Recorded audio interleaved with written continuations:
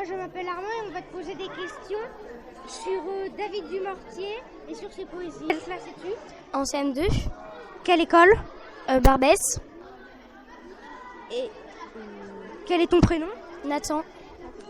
Donc, nous allons poser la première question. Aimes-tu les poésies de David Dumortier? Oui. De quoi parle-t-elle? Elle parle de la joie, de l'amour, de la tristesse, de la peur, de tout. Aimes-tu un poème en particulier? Non, je les aime tous. Peux-tu le réciter? Non. Mais ils en savaient un peu plus. Une dame disait lin, marre, mercredi, jeu, vendredi. Mais elle disait samedi, dimanche, pour se reposer plus longtemps. Vous connaissez ce texte par cœur. Merci pour ce cadeau. C'est vous qui leur avez appris? Cette rencontre scolaire, magique, vous verrez pourquoi, avec David Dumortier, était l'occasion de se plonger dans la poésie et de préparer le prochain printemps des poètes. Mais avant tout, présentons ce poète. Pour être poète. Alors, je disais tout à l'heure que les grandes qualités d'un poète, c'est que d'abord, il faut qu'il aime sa langue. Il faut qu'il soit amoureux de sa langue. Moi, c'est la langue française, tu vois. Mais si j'étais russe, ce serait le russe, tu vois, je pense. Je suis aussi amoureux des autres langues. J'aime beaucoup apprendre les autres langues. Malheureusement, j'ai pas assez de temps, mais j'ai appris l'arabe, je le parle bien, ça va? J'ai appris un tout petit peu le turc. Je le parle pas, le turc. Je l'ai appris, je peux dire quelque chose, mais pas assez, tu vois? Mais voilà.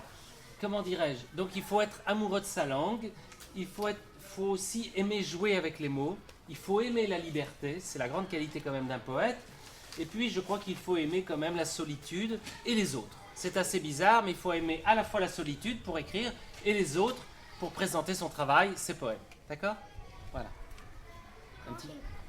Quand et pourquoi avez-vous décidé d'écrire des poésies et de devenir un poète? Alors, quand et pourquoi j'ai décidé d'écrire des poèmes? J'ai décidé de cela petit à petit, il y a à peu près 25 ans, quand j'avais 20 ans, tu vois.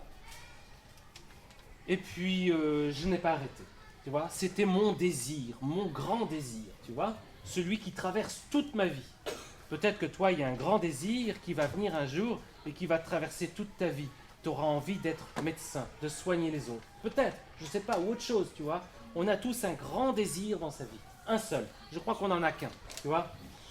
Alors moi, c'était cela. Et puis, alors tu m'as dit quand et puis pourquoi? Eh bien, pour donner du plaisir aux autres et puis surtout pour que ma vie soit un peu belle quand même, tu vois. J'avais envie que ma vie soit un peu belle. Donc j'ai fait quelque chose qui me plaît, tu vois. Voilà. Quelles sont les idées et les thèmes qui vous ont inspiré et vous permettent d'écrire vos poèmes? Ah, surtout la nature, faut le dire. J'ai beaucoup écrit sur la nature. J'ai beaucoup écrit sur les bateaux. Et puis sur les gens seuls. J'ai écrit un livre qui s'appelle Une femme de ferme, qui est une vieille femme dans sa ferme, tu vois. Elle pourrait habiter par ici, là, peut-être, tu vois. J'ai parlé de Mehdi du Rouge à Lèvres, qui est pour moi un personnage un peu seul. J'ai fait un livre aussi qui s'appelle La Clarisse, qui est une petite fille qui joue toute seule. J'aime bien les personnages qui vivent seuls, tu vois. Alors la nature et les personnages seuls. Voilà, ça ce sont mes deux grandes choses. Et puis après, il y a tous mes livres qui jouent avec la langue. Par exemple, 20 poèmes au nez pointu, où là je m'amuse à faire des poèmes géométriques. Cling Musette, où là je fais des poèmes gymnastiques, tu vois. Donc ça, ce sont des thèmes où je prends la langue et je m'amuse avec elle, tu vois, simplement. Tu vois, voilà. Vous êtes-vous inspiré d'autres auteurs Oui. pour écrire vos poèmes? Oui, oui, oui. Je me suis inspiré de d'autres auteurs. De plein d'autres auteurs. Je pourrais pas te les citer tellement il y en a. D'accord? Quelques-uns? Allez. Par exemple, je me suis beaucoup inspiré d'un poète marin qui s'appelle Nikos Kavadias. Tu vois? C'est quelqu'un qui m'a beaucoup inspiré. Je me suis beaucoup inspiré de Édouard Lear, qui a fait des limericks, des petits poèmes anglais. Tu vois? De plein d'auteurs comme ça. Tu vois? On a lu que vous étiez un poète engagé, très proche des problèmes de la société. Un poète doit-il être engagé pour écrire? Oui, alors ça c'est ce que l'on écrit sur moi. Mais moi je n'ai jamais écrit ça sur moi, tu vois ce que je veux dire? Je ne considère pas être... je considère que je suis plutôt un poète désengagé. tu vois. Il faudrait... je le vois plutôt comme ça. J'ai essayé toute ma vie de me désengager, parce que quand on est engagé dans un chemin, on est un peu coincé, tu vois, quand on s'engage dans un chemin. Moi, j'ai essayé plutôt d'être libre, de me balader là où il n'y avait pas de chemin, tu vois, d'être désengagé. J'ai plutôt choisi ça. Alors, je comprends la question, on dit que je suis engagé. Non, je ne fais pas de politique, je ne suis pas dans une association. Si je suis dans une seule association, c'est la Maison des écrivains, qui est l'association des écrivains de France, tu vois, c'est tout. C'est tout. Et puis je suis à la Charte des auteurs, qui est aussi une association pour les écrivains, tu vois. Mais je ne suis pas dans ces associations, je ne fais pas de politique, je n'appartiens pas à un syndicat, non, tu vois, je ne suis pas quelqu'un d'engagé politiquement, si c'est ça la question, tu vois. Mais c'est vrai qu'on lit ça sur Internet, je trouve ça étrange, mais bon, pourquoi pas. Voilà. Mais c'est vrai que si je dois m'engager pour quelque chose, c'est pour la liberté. Je trouve que c'est essentiel. J'aime que les enfants soient libres. Il y a des enfants dans ma famille, j'aime bien qu'ils soient libres de jouer, libres de s'amuser. Je trouve que c'est important, la liberté, tu vois, pour les enfants, pour les adultes, pour les personnes âgées, pour tout le monde. La liberté, pour moi, c'est essentiel. C'est là où je suis engagé. Voilà. D'accord ? J'aime pas les prisons. Pour Voilà. finir, pouvez-vous nous dire un de vos poèmes préférés? Ah, il y en a beaucoup. Il y en a beaucoup. Alors, je vais en dire un comme ça. Tiens, un qui n'est pas trop difficile. Pomme. Une femme d'Angers qui ne mangeait que des pommes est tombée dans les pommes. Et elle a mangé toutes les pommes. Celui-là, je le connais par cœur. Mais il y en a plein que j'aime beaucoup et que je ne connais pas par cœur. Tu vois. Pas de place pour l'improvisation. Ce jeudi 10 janvier, le poète a présenté un spectacle interactif où la magie des mots a généré l'enthousiasme des enfants.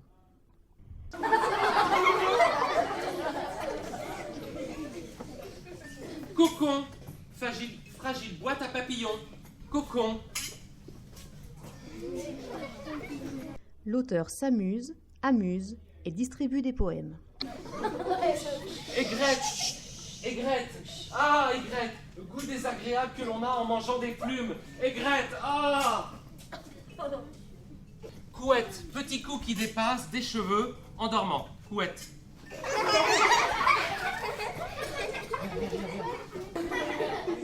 Les enfants, c'est l'hiver. Il neige des poèmes. Regardez, il neige des poèmes.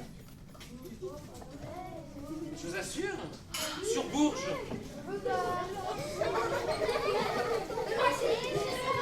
Guillaume, Enzo.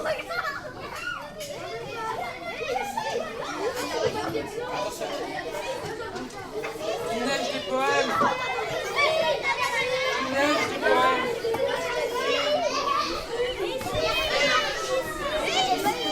Ah, il n'a jamais neigé dans cet endroit.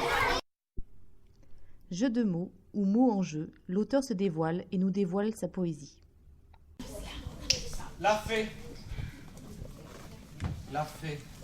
On lui dit fais et elle le fait. C'est aussi simple que ça avec elle. Regardez ça, c'est sa baguette magique. Soufflez. Encore.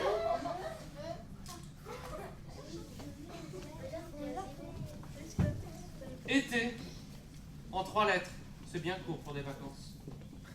Vous n'êtes pas d'accord? Vélo. Le O forme la roue avant.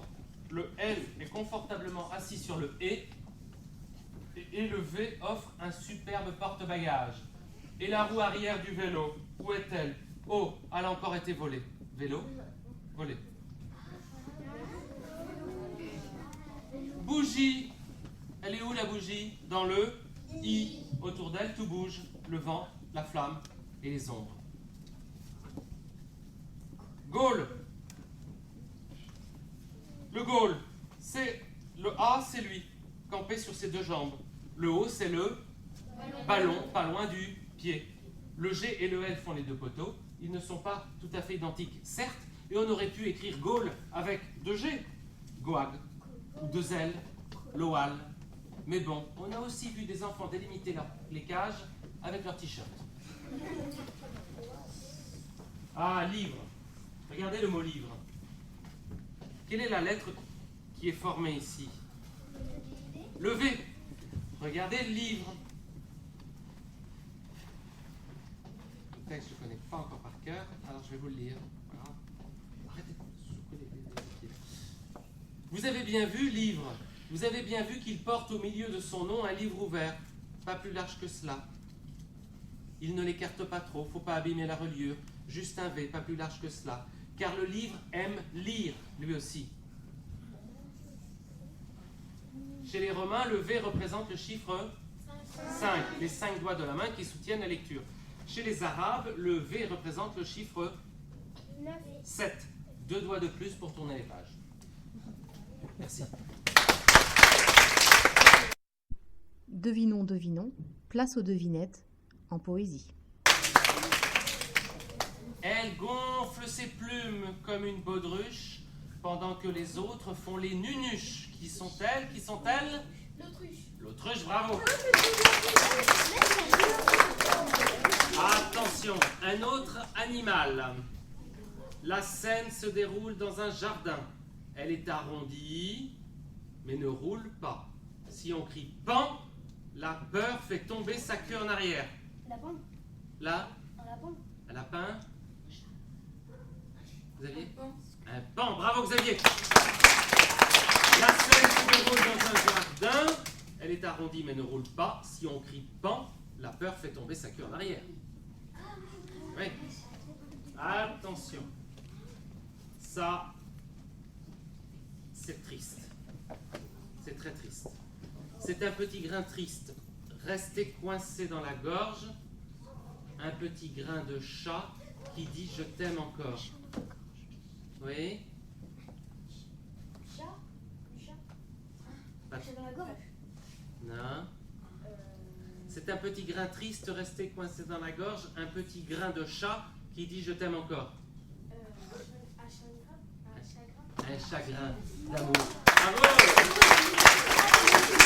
Voilà! Un petit grain de chat, un chagrin d'amour. Attention, mesdames et messieurs. C'est un rire en tissu qui tourne le dos à la lumière. Un rire en tissu qui tourne le dos à la lumière. Un rideau, bravo! Attention, mesdames et messieurs. J'ai fait tomber une devinette. Oh. C'était pas un tour de magie. Hein. C'est un peu plus beau que la chance. C'est un peu plus long aussi que la chance. C'est une chance qui nous fait danser.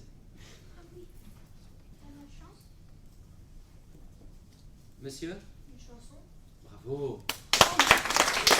Il y avait aussi une autre réponse. Une chanson ou une chansonnette. Ça pourrait être les deux. D'accord? Attention, mesdames et messieurs. Le roi des roitelets régnait sur leurs murailles.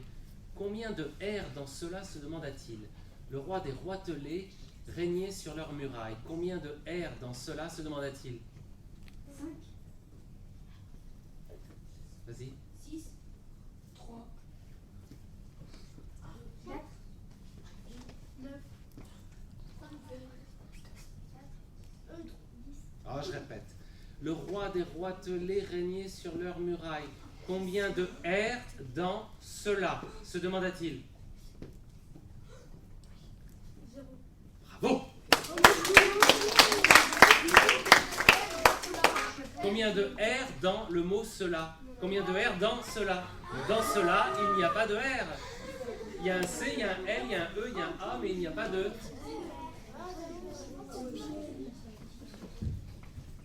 Les poètes sont des farceurs. Il fallait être perspicace, n'est-ce pas les enfants? Vint le temps du poète, 10 heures de poème. Voilà. Le pétrolier.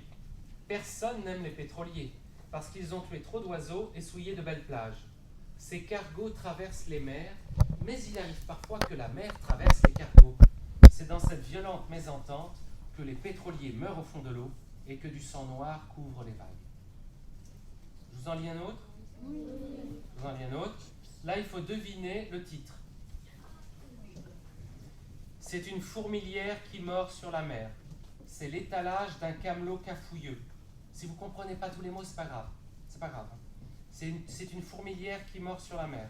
C'est l'étalage d'un camelot cafouilleux. C'est un troupeau de brebis endormis dans l'eau.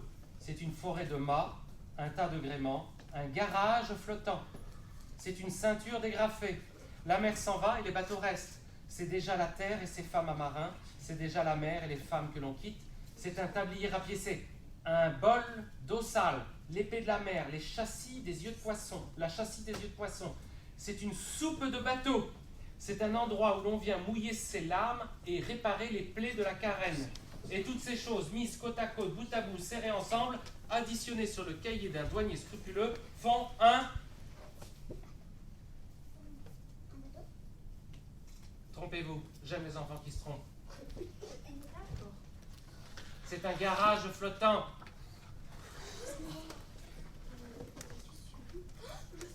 Ouais. C'est là. C'est presque ça. Un port, bravo. C'est le port. Oui. Place au moment d'émotion, les enfants offrent à David Dumortier un poème de Verlaine. Oh triste, triste était mon âme. Oh triste, triste était mon âme. À cause d'une femme. Je ne me suis pas consolée, bien que mon cœur s'en soit allé. Bien que mon cœur, bien que mon âme puisse fuir loin de cette femme.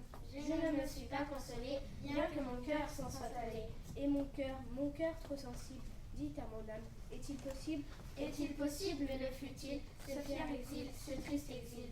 Mon âme dit à mon cœur, sais-je moi-même que nous veut ce piège? D'être présent, bien qu'exilé, encore que loin en ami. C'est Joachim du Béni, c'est expliqué.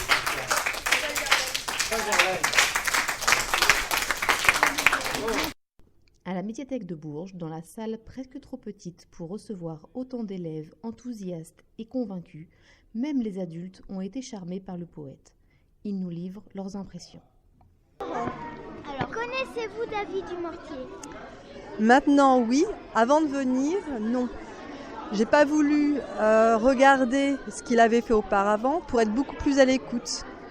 Comme ça m'a beaucoup plu, je vais en fait lire ses livres, etc. Je vais être beaucoup plus... je vais redécouvrir en fait, voilà. Oui, que pensez-vous de ces poésies? Alors ces poésies, sa façon de faire cette poésie est très intéressante. J'ai trouvé rafraîchissante par rapport à d'autres lectures que j'ai vécues avec d'autres accompagnements. Comment dire? Il est amusant, il est... Enfin, comment dire? Je peux pas... Moi, je le trouve amusant, je le trouve frais, rafraîchissant. Il est posé, il est intéressant. Bonjour. Bonjour. Pourquoi êtes-vous ici Alors, je suis une maman qui vient accompagner, voilà, les enfants. Et donc, je suis venue par la même occasion écouter le poète. Faut essayer, faut se lancer. Après, comme il a bien expliqué, même si c'est raté, c'est pas grave. Je vais lire mes ratures et recommencer. Voilà. Oui, bonjour. Pourquoi êtes-vous ici et en tant que quoi? Alors, je suis ici en tant qu'enseignante de la classe de CM2 et je suis là, bien sûr, pour accompagner mes élèves. Et le but de la visite était de découvrir un poète contemporain afin d'utiliser ce qu'il allait nous expliquer, ce qu'il allait nous montrer et ce qu'on pouvait comprendre de la poésie pour nous-mêmes ensuite participer au printemps de la poésie. Pensez-vous que la poésie est importante dans notre vie? Pourquoi? Alors je crois que la poésie est essentielle dans notre vie parce que déjà c'est des mots qui sont jolis et quand on a des choses qui sont jolies on est plus heureux et c'est quelque chose aussi qui parle de sujets importants de façon différente, ce qui fait que tout le monde peut faire de la poésie et se retrouver dans la poésie. Voilà pourquoi. Merci. Voilà, c'était à Bourges. Un reportage de la classe du CM1 de Beaumont-Carolus, montage de Alice Defresne et Alain Citadel.